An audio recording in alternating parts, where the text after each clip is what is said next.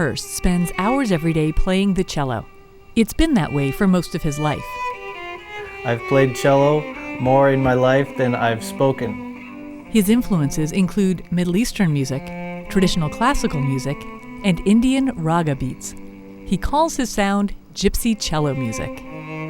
I just don't want to be pigeonholed into a certain sound, and I don't want to make something only to please an audience.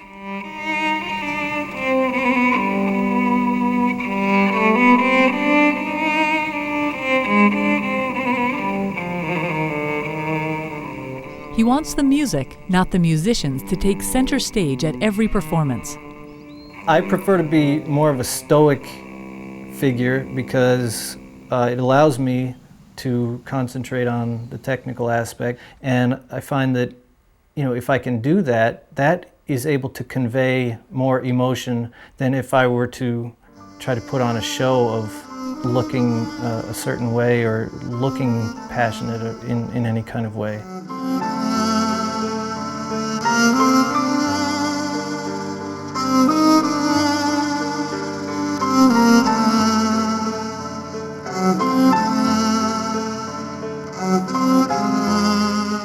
Adam discovered the cello when he was very young.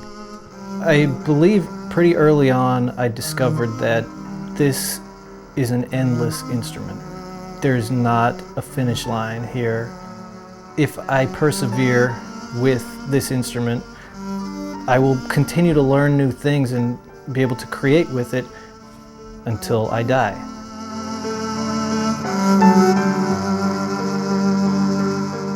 He took cello lessons at Brown University while he studied painting and sculpture at the Rhode Island School of Design.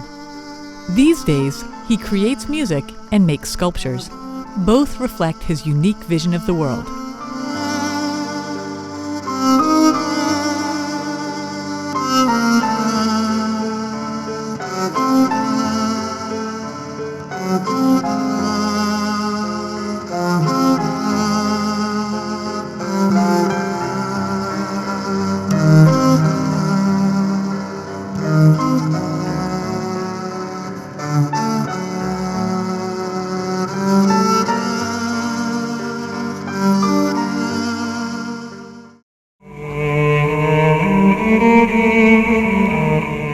Adam performs almost every day.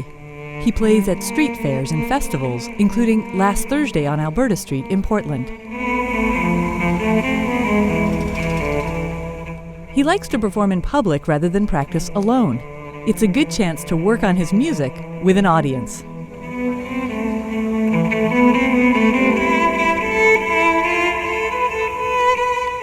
Playing outdoors wasn't good for his traditional cello. He designed and built an original electric cello that's portable and much more weatherproof. I bought a small kid's cello. I carved the details. This piece I carved and added to simulate the size of a full-size cello body. I carved this tailpiece, the neck, and I carved the head on top. The strings are full-size cello strings. So it has the 4 cello strings, C, G, D, A, and then a high E string that I added, so it's all tuned in fifths.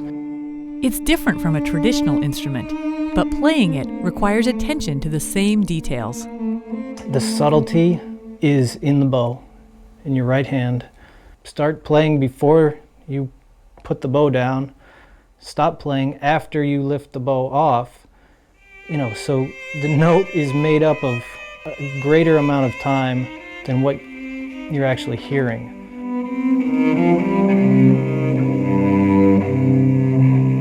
The cello doesn't have the necessity to breathe. You can play a sustained note forever, but the listener, I find, needs to have breath included in the phrasing and the melodies that I play.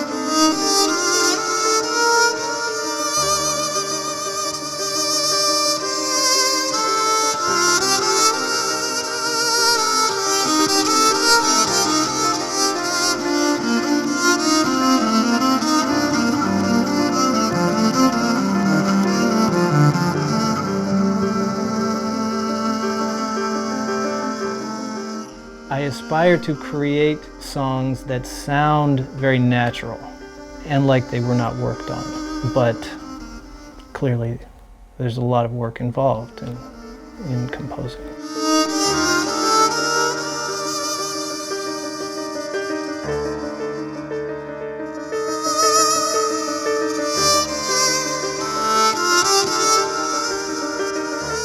When you start a piece, you maybe come up with a melody, or maybe a chord progression, or a rhythm.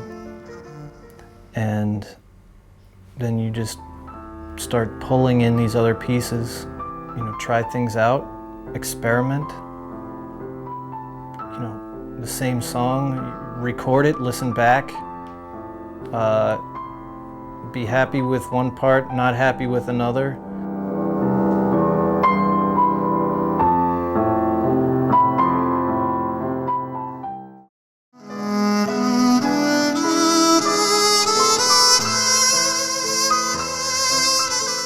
A family member of somebody close to me recently passed away, and this is an emotional thing. You can talk about it. You can create art with it. You can cry about it. And I choose to play cello. There seems to be no end in sight to Adam's creativity and productivity with his cello. My desire to create has not been satisfied by one CD, or one piece, or one concert, or one sculpture. Unfortunately. I wish I could be satisfied with something and then I'd be able to relax. But it's not the case.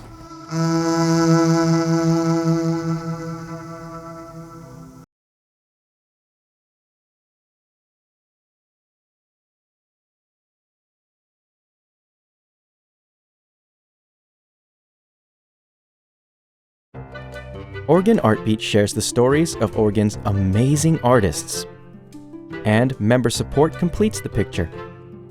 Join us as a sustaining member at opb.org/video.